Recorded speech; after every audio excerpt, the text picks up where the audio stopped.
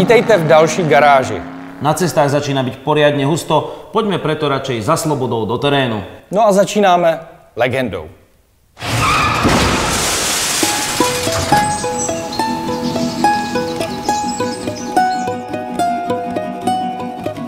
V 70. rokoch končili asfaltové cesty kúsok za Moskvou.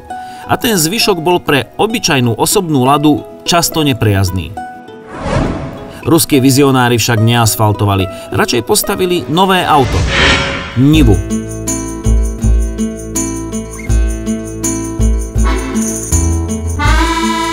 Sovietskí konštruktéri vtedy predbehli celý svet, pretože Niva bola vlastne SUV. Spájala osobnú Ladu s ťažkým offroadom. Niva mala samonosnú karosériu a pohon všetkých 4 kolies. Od osobnej Lady dostala napríklad motor, nezávislé zavesenie predných kolies a mnohé iné súčiastky. Pribudla ešte redukčná prevodovka a tiež uzávierka. V roku 1977 to bol geniálny nápad a na ruské pomery aj luxusné terénne auto. Akurát škoda, že na rovnakej technickej úrovni sa vyrába Niva dodnes. Niva sa narodila presne v tom istom roku ako ja. Ona mala krátky rázvor, ja krátke nohy. A práve ten krátky rázvor ju preslávil pri strmých zjazdoch dole kopcom, pretože na blate schádzala kopec viac bokom ako v priamom smere. Kým z takého ľudového Volkswagenu Golf vyrobili doteraz vyše 30 miliónov kusov, Lada ostáva s 2 miliónmi exkluzívnym autom. Také Aro bolo pre chudobných, ale Niva to bol exkluzívny automobil, ktorý si zaúčinkoval aj vo videoklipoch, napríklad Psi sa bránia útokom, alebo potom Návštevníci. Film, v ktorom Niva hrala hlavnú úlohu. Ona bola taká kompaktná, miestami sa mi zdala až vratká, ale pozrite, ako vie krížiť nápravy.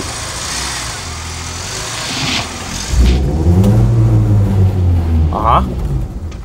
Musíme ísť trošku razantnejšie.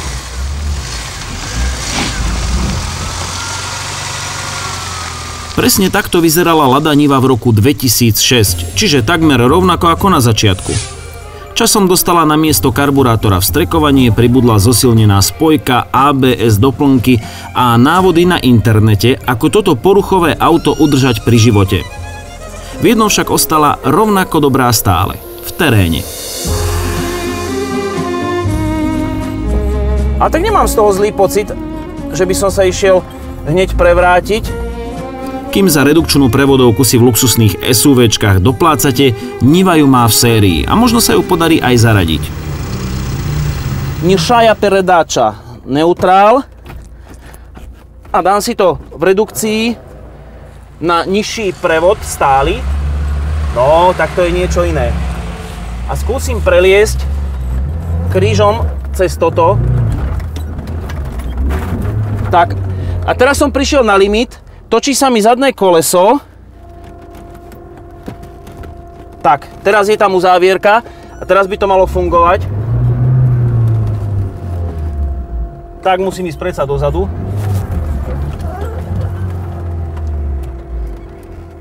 Mne sa na Nive vždy páčila tá priechodnosť. Ale tu sú príplatkové prahy a tie tú Nivu trochu držia. Základný pohon Nivy funguje mechanicky, bez elektroniky a iba vtedy, ak sú kolesá poriadne na zemi. Bez uzávierky sa môže stať, že sa bude točiť iba jedno jediné koleso. So štandardnou medzinápravovou uzávierkou sa ostanú pretáčať kolesá dve. Ak nemáte doplnkovo namontovaný samosvorný diferenciál na zadnej náprave, zoberte si do terénu kamaráta. No, to rozhojdáme.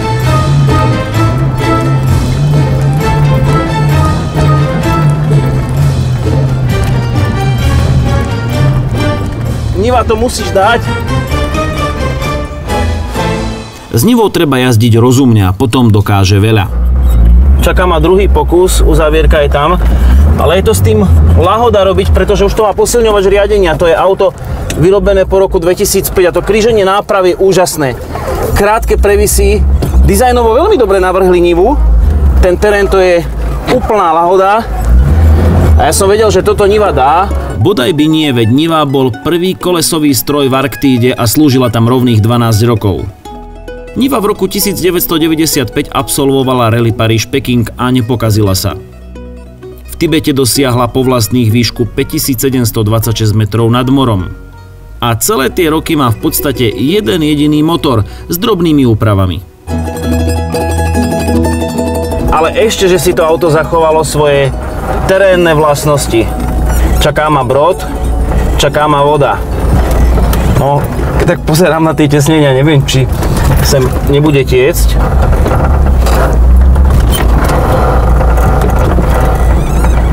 Ale toto nie je veľká voda. Fúha. Zatiaľ sem netečie.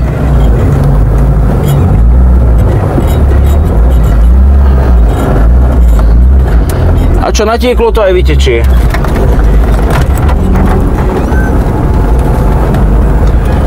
Niva je nadčasová, pozrite sa na ten dizajn. A dokonca má aj nadčasovú cenu, pretože stojí stále viac. Dnes si ju môžete kúpiť novú, ale ledva sa dostanete pod 10 000 eur alebo 250 000 korún českých. To auto stále žije.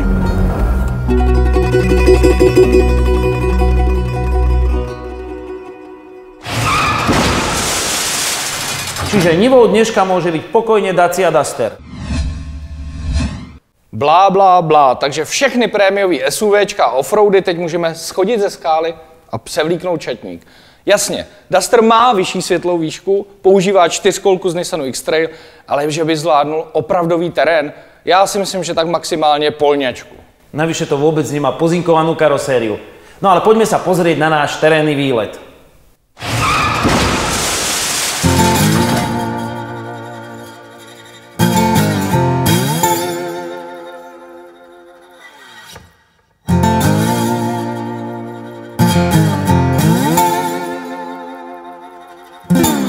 Všichni víme, že Duster je jedna z nejlevnějších čtyřkolek na trhu. Taky víme, že přejede jakoukoliv polní cestu, ale to nás dneska nezajímá. My jsme v areálu Motorlandu Bělá, bývalém vojenském prostoru, kde jsou písky a terény a my budeme zkoušet, kde jsou hranice Dustera. Co všechno zvládne v terénu. A ja som priniesol etalón G-čko, ktoré je legendou v teréne, lebo ľudia, čo si kúpia toto auto, si myslia, že to je X-Vet Jeep, Gázik, ale v podstate tu je nastavená latka. A navíc je dobrý, že máme auto, který nás když tak vytáhne z problému. A začíname výjazdom do strmého kopca v kumulovanom uhle a na piesku.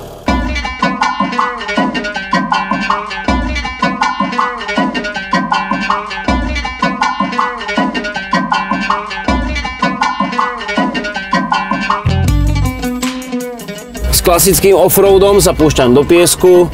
Zatiaľ nevyužívam ani jednu z troch uzávierok, pretože si myslím, že to zvládne. A trochu sa hrám na vodiča, ktorý má takéto G-čko, asi povie, však absolútne bez problémov. Nemusím sa ani veľmi rozbehnúť. A podcením to, ale pozrite, to G-čko to krásne dokáže, aj keď teraz som sa tu zahrabal. To znamená, že sa musím ísť trošku rozbehnúť. Zatiaľ to mám v štandardnom režime, podľa mňa Kubo si už zapol aj lock.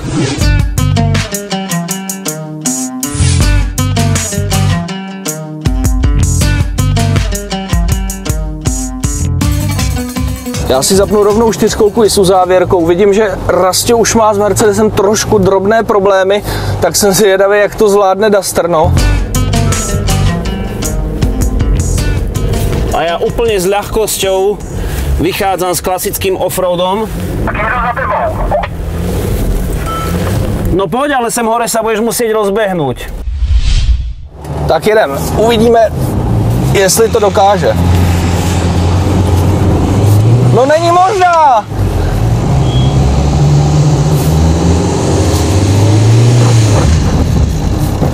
Super, dostal se přesto. Je to bezvadný, akorát, že potřebujeme, tady už jsou děliky, takže to přeci jenom ten Duster s tím dieselem, tady je vidět, že i ten diesel prostě má na to vliv, jakmile se začnou ty kola do toho písku bořit, tak přeci jenom potřeboval by víc točivého momentu.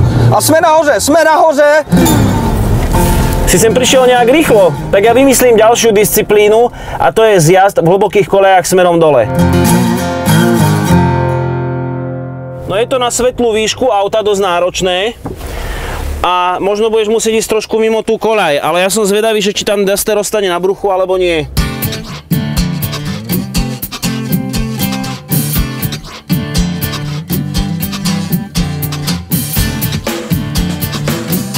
Tak tu vidieť, čo je v podstate terénna legenda. V štandardnom režime to kráča po tom piesku, ako keby sa nič nedialo. Mám pocit, že som ti vymyslel asi veľmi ľahkú úlohu.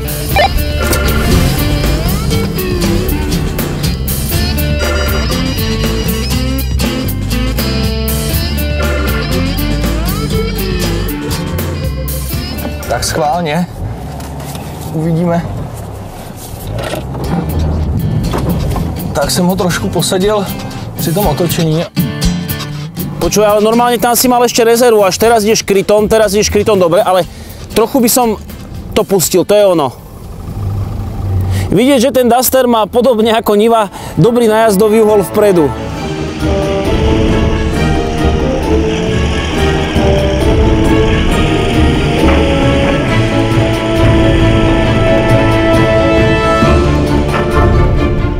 Zkusíme vyšší rychlost, uvidíme, jestli si tamhle skočíme, uvidíme, co udělá ten nájezdový úhel.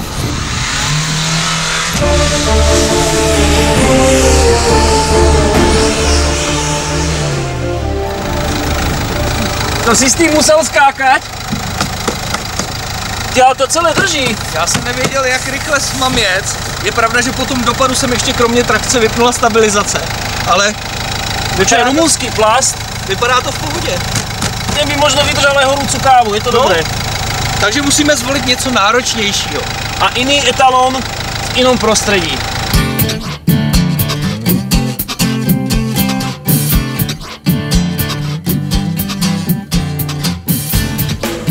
Teraz sme si zobrali ďalšiu legendu, a to Land Cruiser. Už to v podstate nie je ten surovo-mechanický offroad ako na začiatku, alebo ako bol Mercedes G. Toto je elektronikou prepchaté terénne monštrum. Je tu crawl control, odpojiteľné stabilizátory. V podstate Land Cruiser je medzi dnešnými offroadami ikona v tom prekrížení náprav a zároveň s tým komfortom na ceste, pretože sa takto nenakláňa. A tu asi už môže Duster pohorieť, pretože nemá ani uzávierky, nemôže si regulovať rýchlosť kráčania, zásah systému. Podľa mňa ťahá za kratší koniec. Už se nám výrazným způsobem změnil podklad. Teď je tady bláto a vlhko a voda. Jsem zvědav, jak tady bude to srovnání toho elektrikou vybaveného Land Cruiseru, který váží opět přes 2 tuny, no a lehčího Dusteru, který má, jak už jsem říkal, pouze jeden možný mód.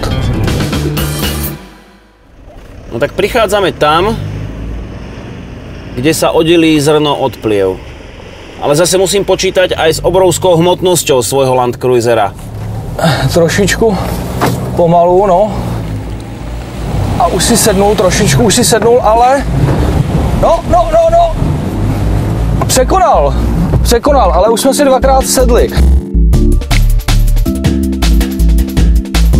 Tu máme vymoženosť kamery, môžem si pozrieť, čo je vlastne predo mnou. To Kubo nemá.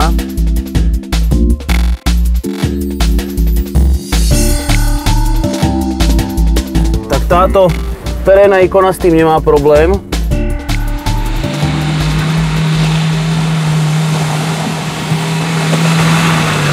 Ale ani Duster.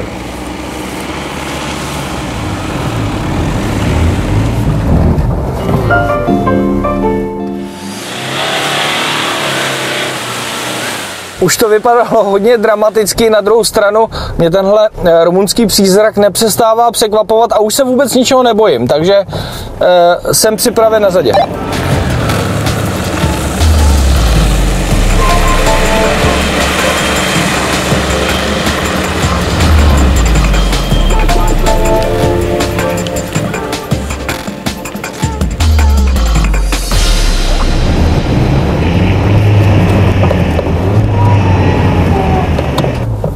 Tak už to vypadá, že jsme to konečně zakončili. Tady už ta světla, už sedím opravdu na břiše asi.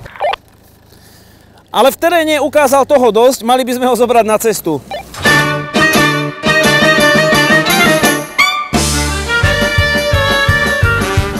A máme tu aj Range Rover Evoque, čo je zase ikona pre jazdu na ceste. Pokiaľ ide o SUV týchto rozmerov, nepoznáme lepšie auto. A myslím, že Duster sa zapotí. Športový režim. A teraz v reále uvidíte, čo je cestné auto a čo je Dacia na ceste. 3, 2, 1, štart! Už ten štart je famózny. Som vpredu o 2 dĺžky auta. Bez ubratia zatočím. Tady už je vidět, že na asfaltu Duster opravdu nestačí a ukazuje, kam vlastně patří. Tady proti Evoku, podívejte se, o kolik to auto odjíždí. A Duster už pomaly strácam zo spätných zrkadiel. Už ho ani nevidím.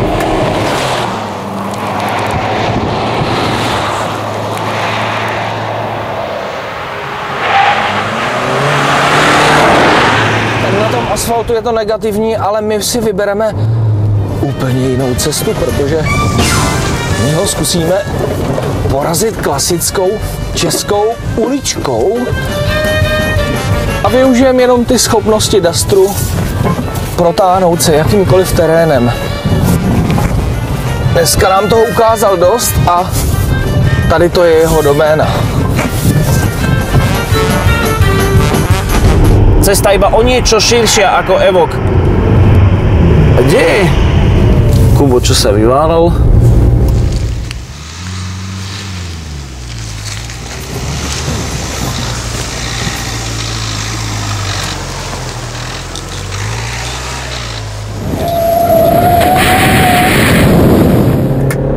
To je typický Kubo. Žiadny férový súboj.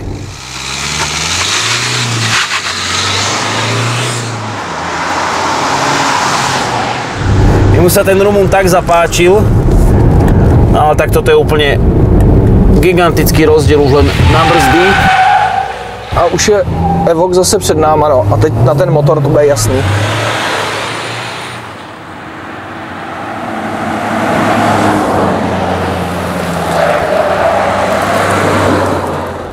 Teraz ani nebudem brzdiť, stačí mi len ubrať. Pustím to tu nádherne v tom nájazde.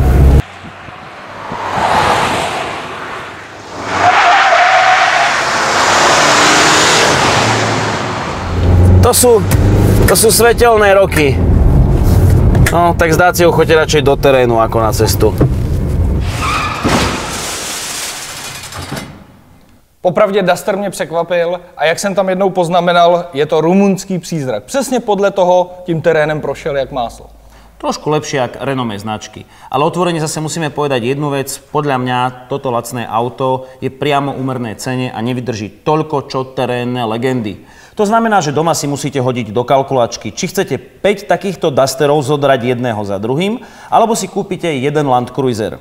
Akurát v tomto máte za dobré peniaze istotu, že dostanete štvorkolku. Otázka ale je, jestli je čtyřkolka samospásná.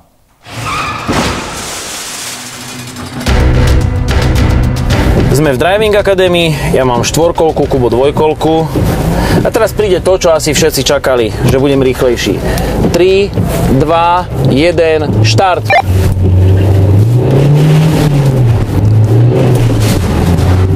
No, tá štvorkolka to je niečo. Presne tak.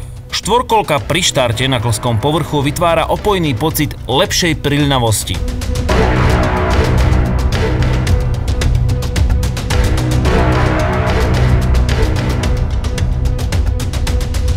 Ako sa nám ukázalo dokonca aj pri brzdení na rozdielnych pneumatikách, vytvára dojem, že lepšie spomaľuje. Pre presné merania sme využili len jedno auto a tie isté pneumatiky. Na Dacii totiž môžete používať čisto predný pohon alebo 4x4 v závislosti od toho, čo si zapnete. Štartujem Duster s pohonom len čisto prednej nápravy, šmykám sa, trakcia pracuje. S predným pohonom sme v stúpaní dosiahli 40 za 6,7 sekundy a bolo nám treba dráhu približne 44 metrov. S So štvorkolkou nám na túto métu stačilo o 2 sekundy menej a len 27 metrov. Z toho vyplýva, že štvorkolka je v zrýchlení o vyše tretinu lepšia.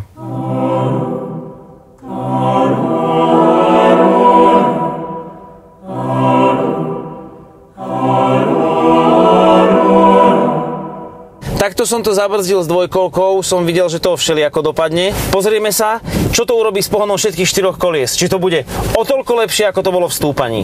No jasné, že nie. Kým s predným pohonom sme zabrzdili z 80-ky na dráhe 55,58 metra, s pohonom všetkých kolies sme rovnakú 80-ku skrotili na dráhe kratšej o vyše meter. Merania nám potvrdili to, na čo netreba za volantom štvorkolky zabudnúť. V zrýchlení je síce lepšia o 36%, ale pri brzdení sotva o 2%.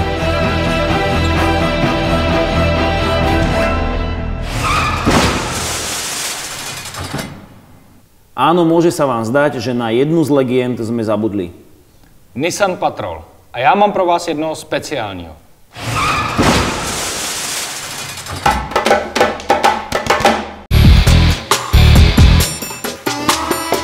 Doteraz sme tu mali iba offroadové leštenky. Toto je však drsné auto. Nie je to po domácky vyrobená zlepenina, ale v podstate dakarský špeciál, ktorý prešiel slávnu rally dvakrát v Afrike a dokonca raz v americkej verzii.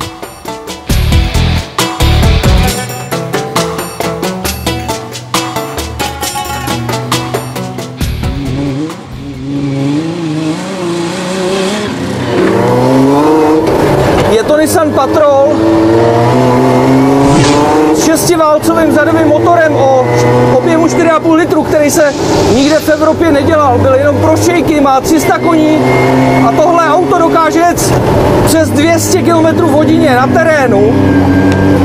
Zároveň má 450 litrovou nádrž a žere v průměru od 40 do 70 litrů a aby mohl zvládat veškerý terény, tak má 8 tlumičů od E-Lincu, krátkou skříň a dokáže vyžehlit úplně všechno na cestě. Jenom ta převodovka, jak funguje, to jsou kratičký kvalty, cak, cak, cak a je to tam. Prostě neskutečný auto, tak jedem.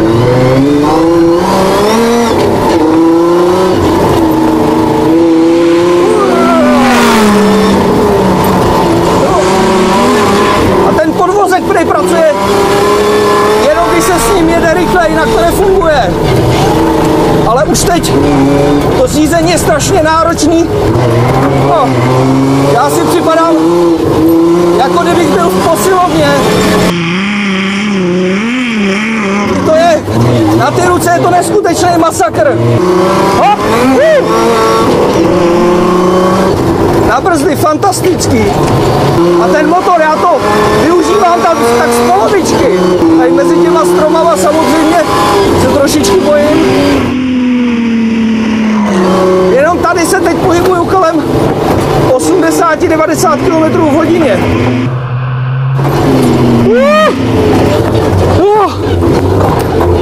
Ještě mám problém, že nemám nastavenou sedačku na sebe, ale mám daleko k pedálům, ale já jsem tady projel 4krát tam a zpátky a připadám si to jako po posilovně.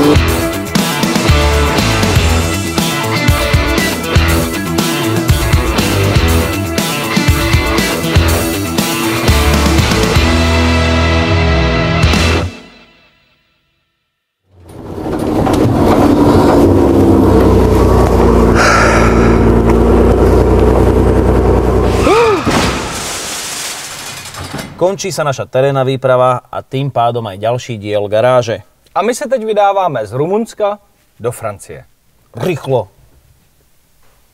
Ale myslíš, že poznali tu mlhovku, co nám vypadla z toho Dastra? Ja to na tom skoku? My jsme jim to neřekli. Bolo viac vecí, čo sa nedostali do rekordu.